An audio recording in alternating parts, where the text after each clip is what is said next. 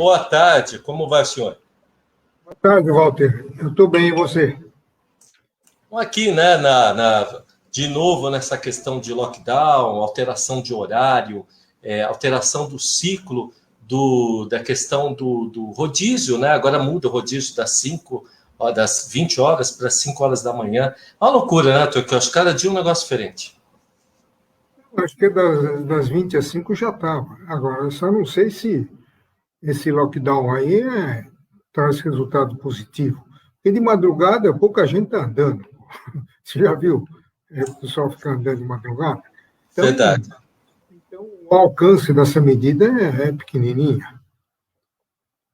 É o jeito que eles têm agora de ficar impedindo, né? Também não sei, Eu professor. posso fazer lockdown assim, no 3 da manhã, quando você está dormindo no sono profundo, entendeu? É verdade. Professor, tem vários assuntos que a gente conversa essa semana, mas uma das coisas que eu queria entrar antes é essa questão da mudança do Banco do Brasil. Assim, aconteceu de ontem para hoje, já caiu o presidente, mudou tudo. Qual a impressão que o senhor tem dessa situação, professor Quiochi? O presidente Bolsonaro, ele está politizando tudo, né? Então, até nas estatais, ele está direcionando em rumo à sua popularidade, tendo em vista a sua reeleição em 2022. Então, ele não quer nada de enxugamento que provoca demissão em massa de servidores. Isso que vai contra a imagem dele como político. Então, ele quer agradar o setor de servidores lá do Banco do Brasil, que são imensos, tá? E mantendo essas agências deficitárias. Né? Eu tenho conhecimento de casos em que existem dois estabelecimentos bancários na mesma rua, um próximo do outro, porque há necessidade de acomodar todos os pretendentes ao cargo de gerente. Né? Então, esse tipo de coisa que o atual presidente queria acabar, queria enxugar e tornar o banco competitivo como se fosse um banco privado. Né? Quer dizer, eu ficaria no meio termo, nem para lá, nem para cá. Quer dizer, o Banco Estatal, o Banco do Brasil, é uma das agências financeiras oficial de fomento, entendeu? Então, ele não está no mercado para ganhar dinheiro, como está o Bradesco, como está o Itaú, o Santander. Ele está aí para cumprir uma missão estatal. O Banco do Brasil ele tem que estar voltado para financiar o setor agrícola, né? E setor também de consumo, né? E a Caixa Econômica existe para financiar a habitação popular, o BNDES para financiar o comércio e indústria, Banco do Desenvolvimento do Nordeste para financiar projetos do Nordeste, e o Banco da Amazônia para financiar os projetos da região amazônica, e assim por diante. Então, não é só perseguição do lucro. É a mesma coisa que eu falei em relação à Petrobras. Aquilo é uma estatal. Embora exista para explorar a atividade econômica, a perseguição do lucro não pode ser um fim em si mesmo. Ele tem que ver o aspecto político-social. Professor, e agora, no pior momento da pandemia, o presidente Jair Bolsonaro anunciou quarto ministro da Saúde, o Marcelo Queiroga, né? Ele está assumindo a pasta no lugar do general Eduardo Pazuello. Já o Queiroga será o quarto ministro desde o começo da pandemia, são 138 milhões de doses de vacina que o Pazuello deixou aí pendurado, diz que a gente vai receber da Pfizer Biotech. Queria escutar um pouco do senhor dessa história, porque a gente fica meio, né, muda presidente de banco, muda ministro da saúde, parece que economia e saúde nunca dão aí no caminho certo. É verdade, quer dizer, essa mudança de ministro da saúde foi feita no pior momento, nós estamos no ápice da pandemia, né? Nunca morreu tanta gente como agora. Então, no meio dessa batalha, não era um momento propício para fazer troca de comando, ainda mais da forma como foi feita, né? Essa troca aí, se vê, o nomeado, ele está como ministro de fato, mas não foi empossado. O ministro formalmente empossado, ele está com um pé fora do barco, um pé em cada barco. Só que ele não está desocupando a cadeira. Ele inventou a tal de transição segura, que já está virando uma insegurança total. Tá? Quer dizer, a transição que tem que fazer, não através do ministro, porque o ministro ele não tem uma função executiva, ele tem uma função de comando, função diretiva. Quem tem função executiva é o secretário-geral do Ministério, os diretores regionais, os superintendentes, diretor de departamento, diretor de divisão, superintendente, esses que têm a função executiva e que não devem sair junto com o ministro Pazuello, deverão permanecer, fazer a transição até que o novo ministro se inteire, fique inteirado de tudo o que está acontecendo e tudo que deve ser feito. Ao depois, se ele quiser trocar esses assessores, ele troca. Mas, no primeiro momento, não há como ele levar assessores de fora, que não conhecem a máquina, não conhecem o ministério, nem sabia encontrar o gabinete de tal secretaria, entendeu? Isso daí seria um desastre total. Agora, o ministro em si, ele não precisa ficar aí para fazer transição, entendeu? Agora, enquanto fica fazendo discurso, jogando confete no outro, o vírus está matando as pessoas.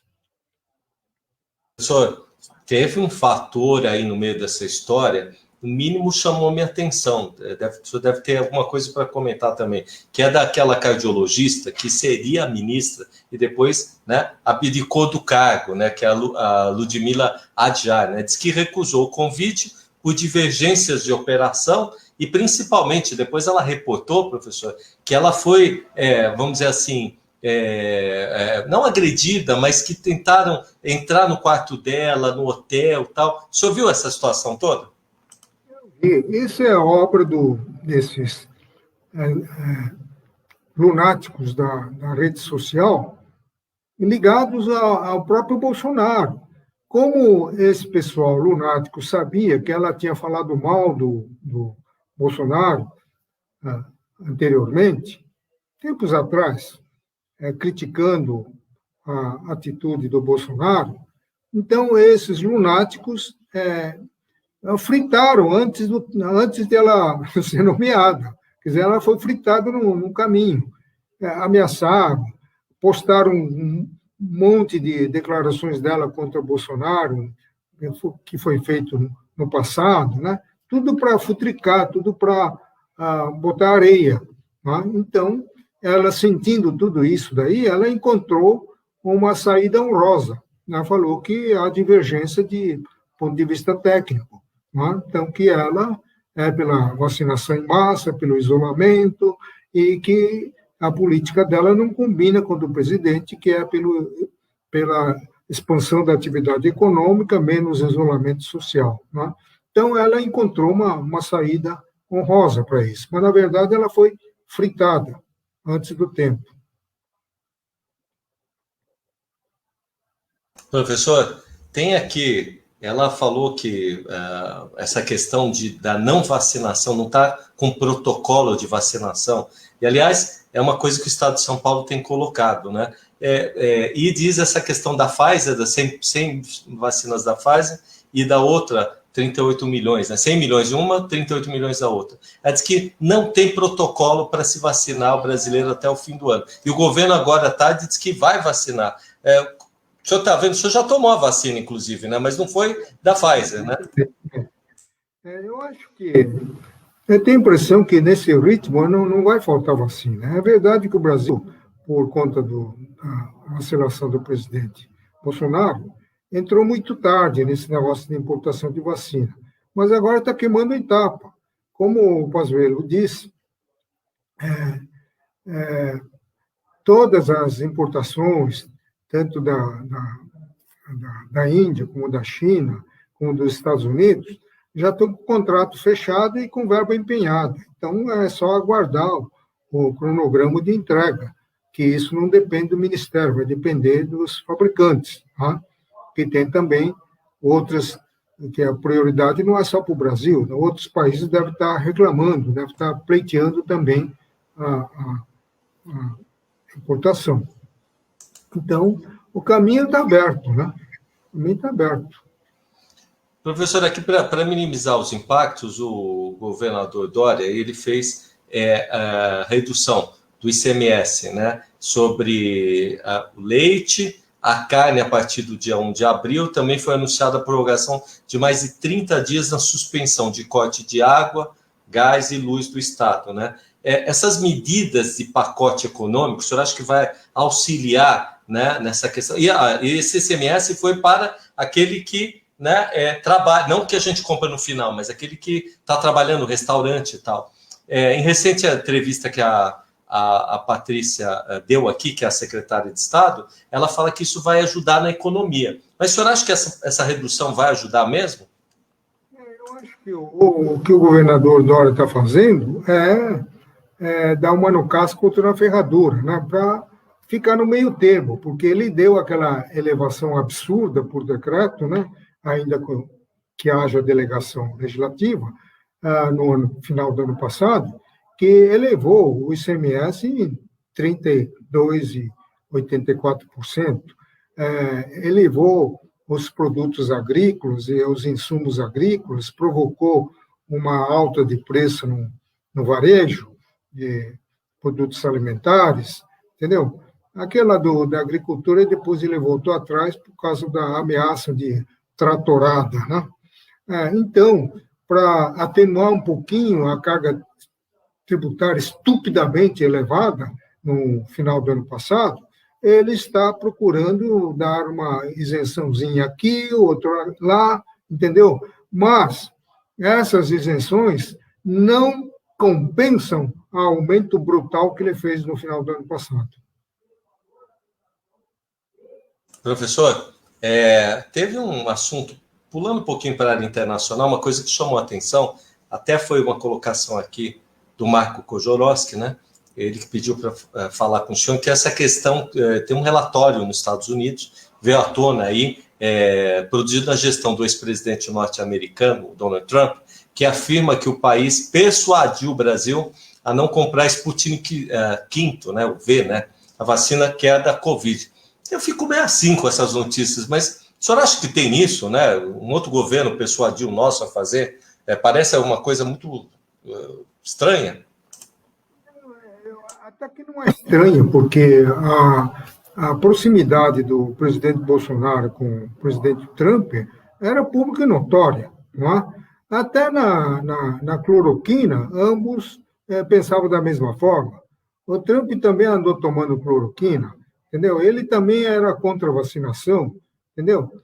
Então, só bem mais tarde é que ele acordou e achou que tinha que desenvolver a vacina. Aí surgiram o laboratório lá da Pfizer e outro da Johnson, estão produzindo vacina hoje. Mas eles entraram tarde no mercado, por causa da posição do presidente Trump. Então, você vê que um país, o sucesso e o insucesso no combate ao coronavírus depende muito da postura do presidente da República.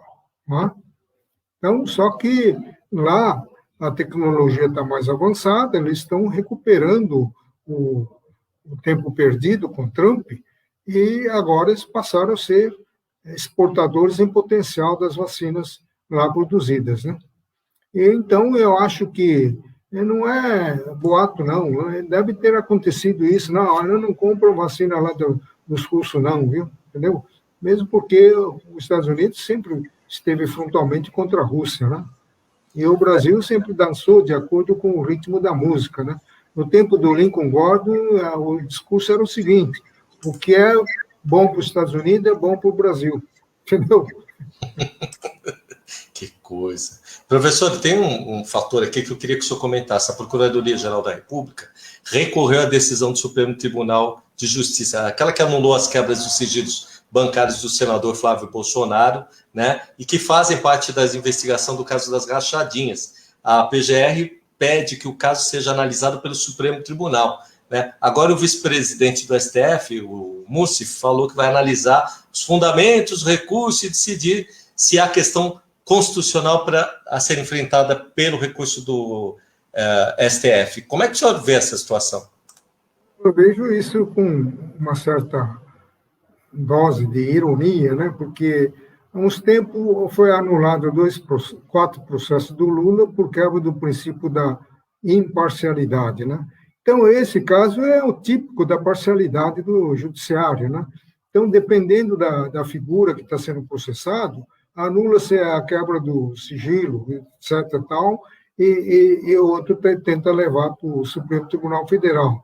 O Supremo Tribunal Federal, querendo julgar, com fundamento ou sem fundamento na Constituição, ele vai avocar o processo, vai julgar, entendeu? Tudo é resolvido politicamente. Agora, se fosse um padeiro da esquina que tivesse o sigilo quebrado, o tribunal ia dizer, não, fez muito bem quebrar, era o caso mesmo, entendeu? Agora, como se trata do filho do presidente, o senador da República, Flávio Bolsonaro, então não pode, entendeu? Então, por isso que ele sai de uma encrenca, ele se mete numa outra, na certeza da impunidade, né?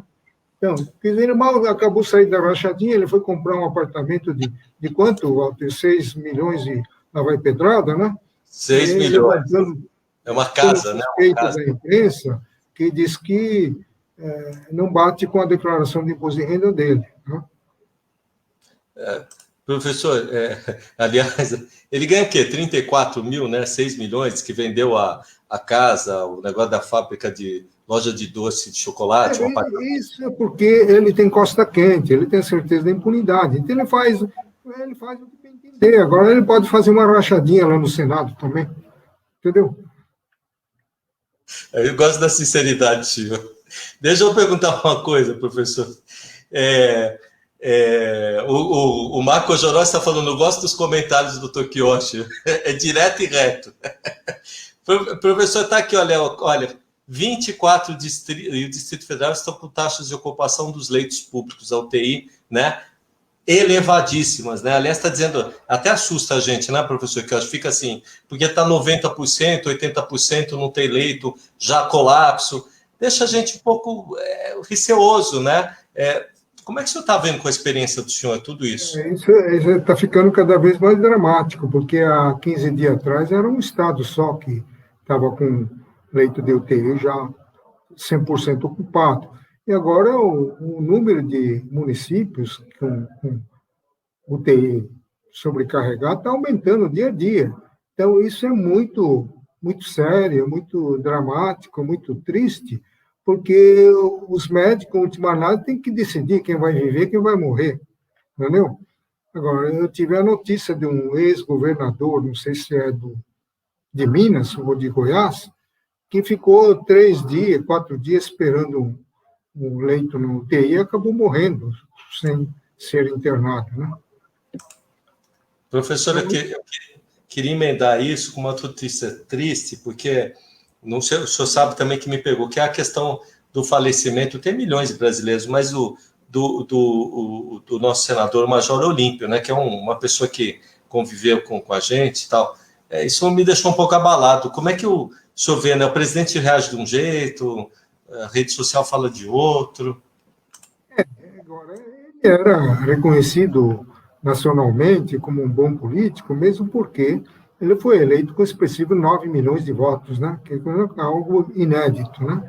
E o que mais deixou consternada a população é que ele estava na flor da idade, estava com 58 anos de idade, né? Então, e era uma pessoa muito simpática. O último encontro que tivemos foi numa reunião virtual, ele como relator da emenda substitutiva da reforma tributária, que fundia PEC 45 com a PEC 110, ele foi lá na FEComércio para fazer a exposição do projeto dele. Né? Então, foi o último encontro que tivemos, ainda que via internet. Né? Então, é lamentável que o nosso presidente da República tenha se silenciado a respeito quando o presidente do Poder Judiciário, o presidente Supremo, se manifestou, o presidente do Senado, o presidente da Câmara, só faltou o chefe do Executivo Federal se manifestar, né? Podia dar uma mensagem de solidariedade, mas nem isso ele não fez. Por quê? Porque a mídia divulgou a fala dele contra a política do presidente Bolsonaro. Mas ele está fazendo o papel dele como senador, como congressista. Ele tem que entender isso daí. Professor, tem um assunto que saiu à tona aqui, mas antes eu queria falar, olha, no dia plenário virtual do STF, até o senhor estava comentando, em sessão encerrada lá no dia 3, no 5/3, a Corte entendeu que as sociedades de economia mista estão livres da lei de licitação, para manter a agilidade das próprias empresas privadas. É um assunto meio, né, complexo, mas eu queria que o senhor falasse disso, que é bem interessante.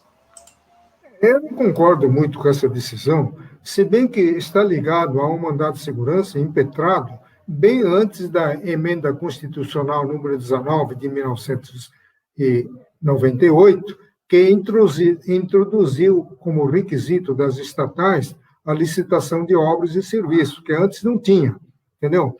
Mas o entendimento da Corte Suprema até hoje é que, sobrevindo uma norma constitucional no sentido diverso do que está na lei, aplica-se de imediato, entendeu? Quer dizer, Constituição em primeiro lugar. Então, qualquer uma lei ordinária que dispensava a licitação, ele não foi recepcionado, ele tem que aplicar a nova Constituição. Mas, nesse caso, o Supremo ignorou o 173, inciso 3, parágrafo 3º da Constituição Federal, que determina a licitação de obras e serviços por parte das estatais, né? Fundamentando-se no fato de que aquela dispensa de licitação aconteceu antes da emenda 19. Professor, para finalizar, a gente, um pouquinho antes de entrar, para quem não sabe que está na televisão, tal, a gente arruma, né, o espaço, tal, a questão de link de internet, a gente comentou dos 2 saques que estão tendo já em São Paulo, né? Essa questão é uma coisa que dá um pouco de receio, né? Porque entre lockdown e saque, quer dizer que a população está meio sem espaço para ganhar seu dinheiro. Como é que o senhor está vendo isso, né? Cenário de guerra, às vezes, né, professor? É verdade. O pessoal está passando fome. Agora, alguns aproveitam. Eu vi na imagem aí o cara carregando televisão. O que vem? Tem que ver televisão com fome, né? Não tem nada a ver, entendeu? Mas é um indício de que o pessoal está sem recursos, inclusive para alimentar. Então, quando isso acontece, as primeiras vítimas são as redes de supermercado, né? Então, o sujeito vai lá saquear para comer, né? Agora, esse auxílio emergencial demorou tanto, eu hoje estava vendo aqui a medida provisória de como vai ser disponibilizados esses recursos, é tão complexo essa medida provisória que vai dar muita confusão, vai ser muito difícil para a pessoa receber aquilo lá, entendeu? Tem que simplificar isso daí. Agora, a mídia já está metendo o cacete lá, dizendo que o pessoal vai ficar desolado, porque recebia 600, depois 300, agora 250. Quer dizer, a mídia é assim, quer dizer, se não faz, desce a lenha. Se faz, desce o cacete. Quer dizer, então, não tem solução. Quer dizer, a essa altura, qualquer dinheiro, nem que seja 150, 50 reais que seja, é melhor do que nada. Entendeu? O que não pode é você deixar esses 40 milhões aí desamparados. Entendeu? Porque a pandemia está perdurando muito mais tempo do que previsto, quando foi decretado o primeiro auxílio emergencial. Professor, só para encerrar, que a gente já está no finalzinho, o pessoal tem falado tocou num ponto nevrálgico. Diz aqui o Eduardo, que fala assim, professor, que eu acho precisa até escanear o documento, mandar pelo aplicativo para recadastrar e não pode cadastrar gente nova, né? Eu acho que vai ser quase inviável essa questão, né? É uma confusão, né? Confusão dos diabos. Depois tem aquilo de 300 e pouco lá para mulher que é chefe de família, né? Então, isso daí, como é que eu vou provar isso daí, que eu sou chefe de família, né? E está cheio de hipóteses de vedação, né? Tem lá 20 incisos vedando, não pode, num caso assim, assim, assim, assado, é muito prolixo, muito complexo. Professor, para terminar aqui, agora só para fazer uma pergunta que fizeram aqui para a gente, o próprio Eduardo, que é de Araraquara, ele pergunta assim, professor, com todo esse cenário, a última pergunta que deixo para o senhor vê que a gente vai recompor a economia, porque uma coisa é a doença que está aí, vai ficar até o fim do ano, diz ele, mas outra coisa é a questão da economia. Será que vai dar tempo de recompor a economia para a gente não passar mais necessidade do que está passando? Essa pergunta é boa, viu? Eu acho que o presidente Bolsonaro não quer dar o braço a torcer, já que não é possível o meio termo, fazer a economia andar e a saúde andar ao mesmo tempo, porque a opinião majoritária do povo brasileiro, das autoridades, é, em primeiro lugar, a saúde. Isso o próprio ministro Guedes disse, primeiro a saúde, porque sem saúde não há economia. É verdade também que sem economia não pode ter saúde, porque vai faltar recurso para sustentar a saúde. Mas chegou na hora de o Bolsonaro ceder um pouquinho e se engajar com todas as forças nessa campanha de vacinação em massa, entendeu? Porque quanto mais cedo vacinar toda a população, mais cedo o pessoal poderá retornar com regularidade no desempenho da sua atividade econômica. Professor, eu queria agradecer, né? O senhor já voltou para Itu, né? O pessoal está vendo aí, bonita visão aí atrás, né? O senhor vai ficar aí alguns dias, mas a gente vai estar aqui na próxima sexta-feira junto, né? Na próxima sexta-feira eu vou estar em São Paulo já. Ah, então... Mesmo porque quarta-feira eu preciso tomar a segunda dose. Ah, que bom! Nossa, parabéns, já rápido assim, então é bom, professor. E deu algum efeito colateral, alguma coisa ou não? Nada. Nem senti dor, nem nada. Professor, uma pergunta de uma pessoa que quer tomar. Qual é? Eu, por exemplo, morrendo de vontade também de tomar, tem que esperar a minha vez. Como é que é a sensação, professor, de tomar e tá aí fazendo a frente disso? A gente se sente mais liberto, não é, professor? A sensação de maior tranquilidade, né? Se bem que eu estava seguindo o protocolo a risco, você tem acompanhado isso, então eu já estava tranquilo. Agora, com essa vacina, eu fiquei mais tranquilo ainda, né? Mas não é porque eu vou tomar a segunda dose, irei tomar a segunda dose na quarta-feira, que eu vou deixar de observar esse protocolo. Vou continuar lavando as mãos com frequência, passando álcool gel, usando a máscara, entendeu? Porque nunca se sabe, né? Com essa variante, segunda variante que já surgiu no Brasil, pode atacar pessoas já vacinadas duplamente, entendeu? Eu acho que teve um caso já, né? Já. Pegou essa Covid. Na primeira vacinação, né? Da primeira para a segunda, disseram que tem um caso, mas diz que também pode, né? Acontecer, é difícil, mas pode. Mas olha, bom exemplo que o senhor deu, né? Porque as pessoas estão aí andando para a rua, festa, não estão nem aí, né? É importante assim. Aqui o povo é assim mesmo, não é só o Brasil, não. Lá nos Estados Unidos eu vi um turismo de pessoas para ir para o estado que não tem lockdown. Vê se pode um negócio desse. Que não tem isolamento. Eu quero agradecer e dizer a próxima semana, então, aqui com o senhor em São Paulo, com a vacina tomada, eu vou ficar mais feliz para saber como foi. Tá bom. Até lá, então. Abraço, professor. Até lá.